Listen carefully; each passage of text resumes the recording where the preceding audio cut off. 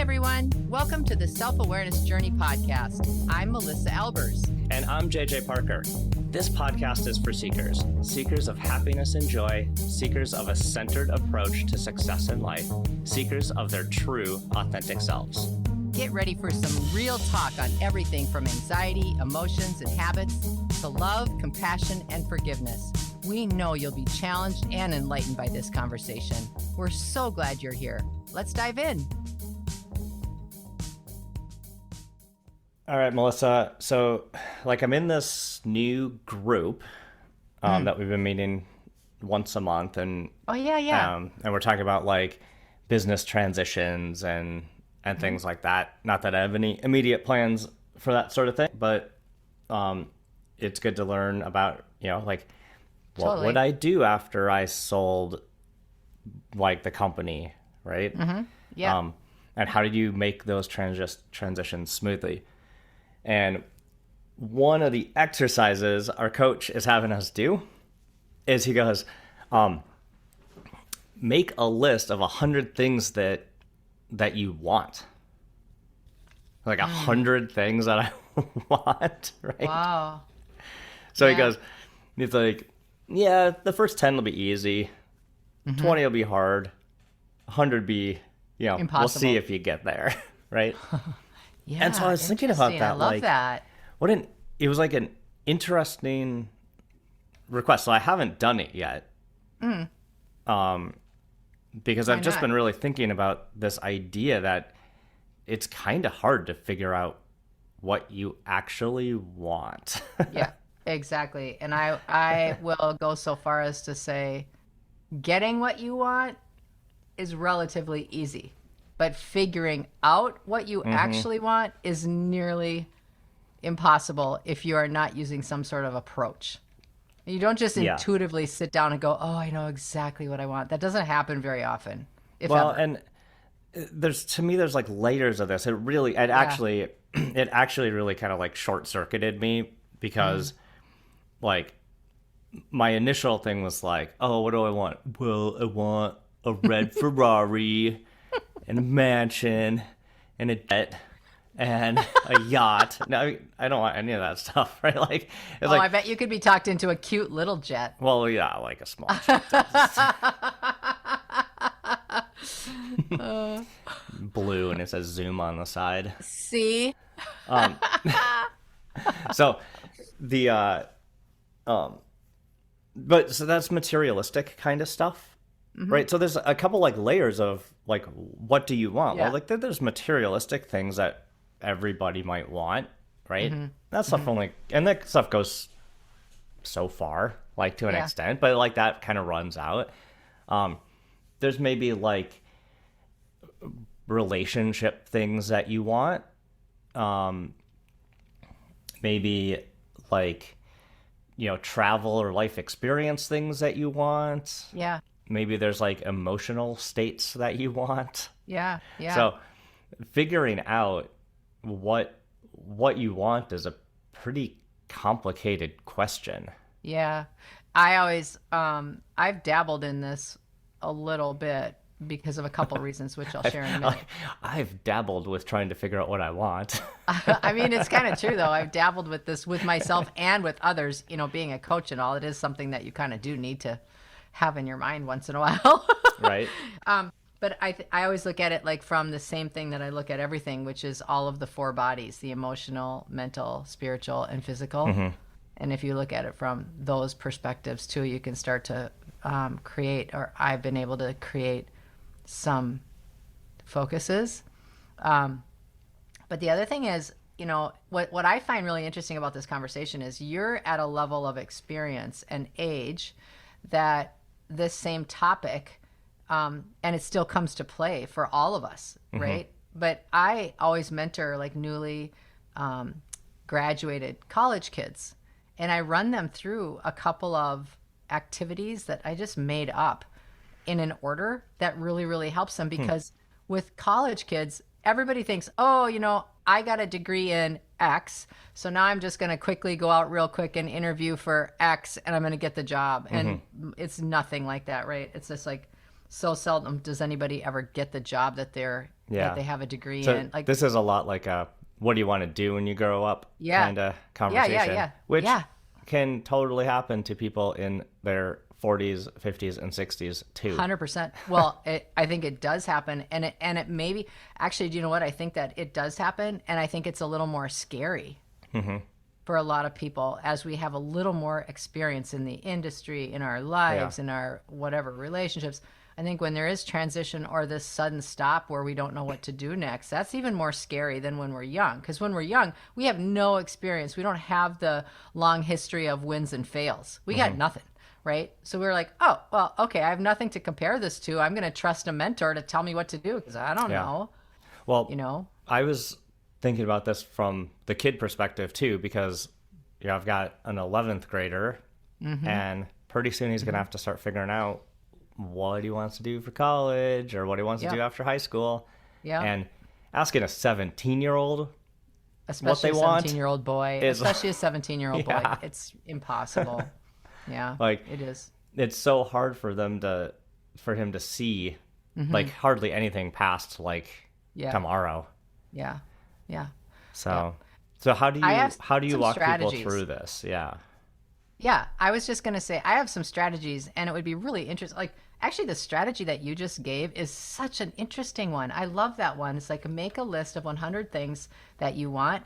And the first thing that I would say is, can we just like do this without guilt or judgment? Like, if we want something of material value, who cares? Part of being a human is to experience great things.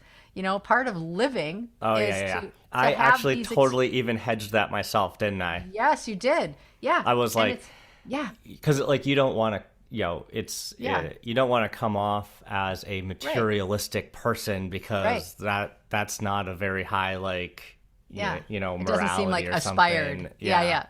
Well, I think that the material portion and having wealth, having good, nice things, having stuff that you've worked for is very important.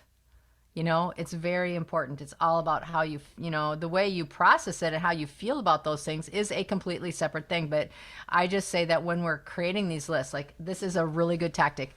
Make a list of 100 things that you want. And I actually did this. I didn't say 100. I just was like, okay, if I had as much money, how much money do I need? How much money do I need to retire? How much money do I need? Like, period. Like from here on in. And if I had as much money as I wanted, what would I do with it? Okay. Like, so that was the exercise that I did, which is, if you're in your 40s, 50s, maybe this is a good exercise. Like either this one or the one that you suggest, like make a list of 100 things that you want and no judgment. Like as any brainstorm session can go, just let it roll. Yeah, that's a good suggestion. Like that's a really good suggestion. Just write it down. It doesn't matter. I want a new set of mechanical pencils that are like the top-notch, coolest ones because I love pencils. Because you don't have to show anybody the list you make either, right? Exactly. Yeah, and this is just an exercise to open up your mind to what's possible. Yeah. Like that's what this is all about. So that's one tactic. Now, if you're younger, and I know there are several people within our age demographic that listen to the self-awareness journey. And I know that many of them have kids and they're all in different stages of high school, starting college, middle of college, getting out of college. Okay. Here is what I recommend to people when they have this age person in their lives, or you are a younger person trying to sort yourself out. Make a list of all of the activities that you love to do. Make a list. Just any activity that you love, write it down. Okay? And then when you picture yourself at work, so like this is if you're trying to figure out a job, okay? Make a list of what does your work life in your mind, what does it look like? Who's with you? How are you dressed? Do you have an office? Do you have a desk? Is it a stand-up desk? Are there windows? What do you have on your desk? Are your activities sitting stationary at a computer? Are you wandering around a lot? Are you interacting with people? Are you not interacting with people? Like make a list of in your mind, you have an expectation already.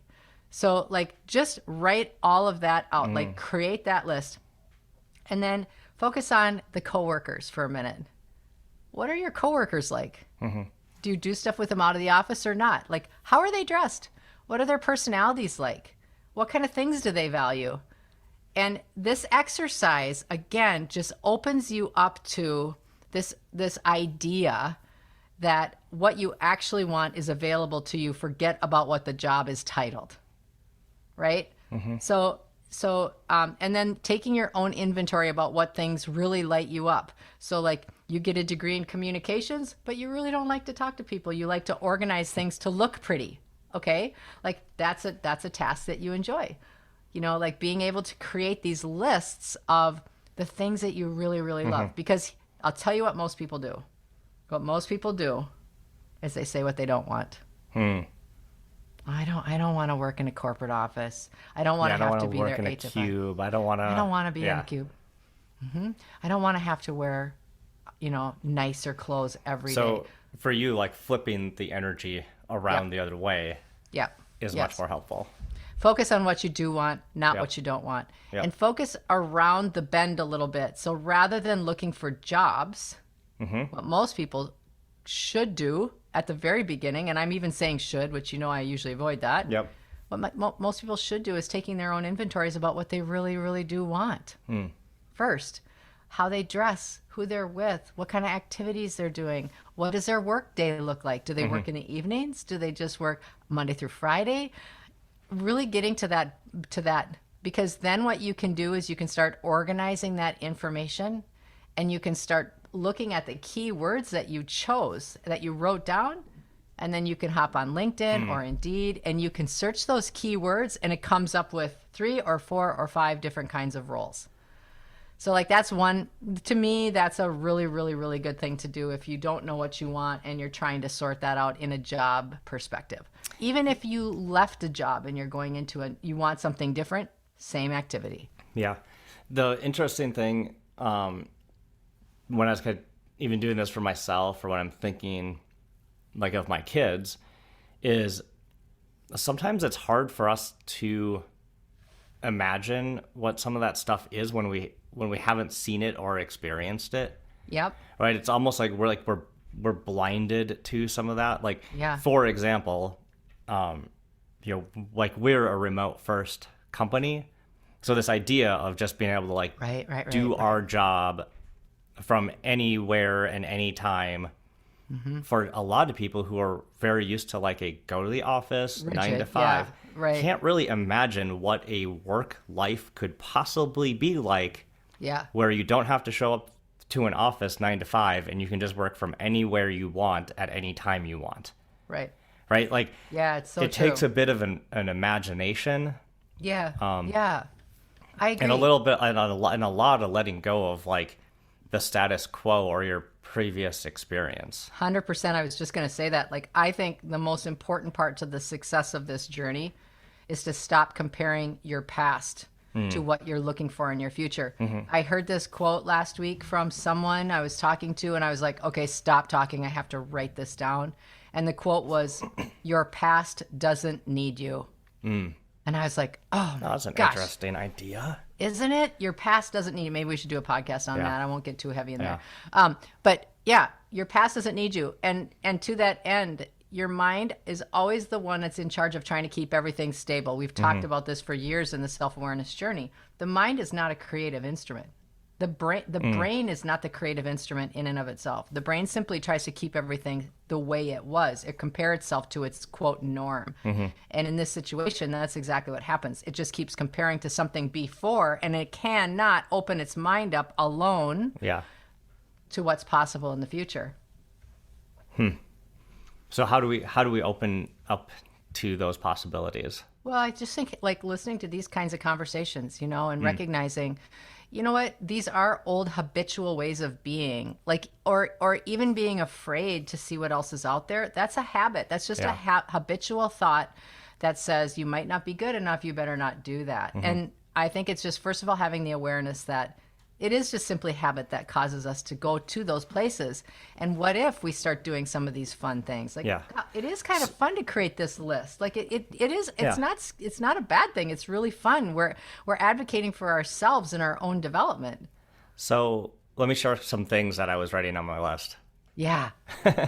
So we talked about like the material stuff. Yeah. Right, which we could do. You talked about what your job might look like. Yep. I wrote like where I went right away before I wrote any of that other stuff was I wrote that like the number one thing that I want is freedom of time. Oh. Like I don't want any sort of restriction on my time, on what I want to do. Wow.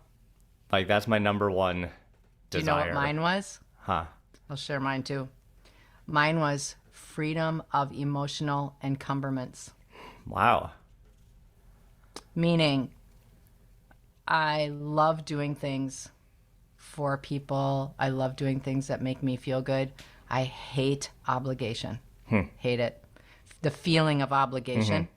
And I just think, my gosh, what would this world be if you were just constantly emotionally free and did things because it felt good? Yeah. Yeah. I wrote some other things like I want like opportunities to explore new things. I want I did that to too. express my art. I want the opportunity to stay physically fit. So those are not material things. Those are much more like, expressive, emotional things. But those should be on the list too of things 100%. that you want. And I was really struggling with this idea that like, I was thinking like, well, my top 10 things should be much more in this like values, what I value bucket. And I should not put an airplane as number 2. But maybe I'm going to revise my list. Yeah. Okay. So is the airplane like the same color blue as your car? Like that really fun royal, I don't know if it's royal blue, but it's such a pretty color. That company Cirrus out of Duluth, they make a thing called a Vision Jet, and you can order it in any color you want. Oh. So, I'm just saying. Okay, so what I just heard was I really want these things, but I feel guilty, and so I'm going to put expectations on myself that I shouldn't, because you used the phrase, I shouldn't have a jet as my number 2 thing. You said I shouldn't. That's what you said. I sure did. So hard on ourselves. Why are we like that? This is a brainstorming, creative, and fun exercise. And look you didn't even get to number 2 without putting yourself in the guilt box. I know. Oh. And we work on this stuff all the time. Oh. I think it's really a wise investment to spend a little time thinking about this. I really do. So we've talked about this, but let's put a little bit of a bow on this whole idea. Yeah. In the way that like, it's okay to make a list of things you want. It's hard to make a list of things you want. It's going to take a lot of contemplation,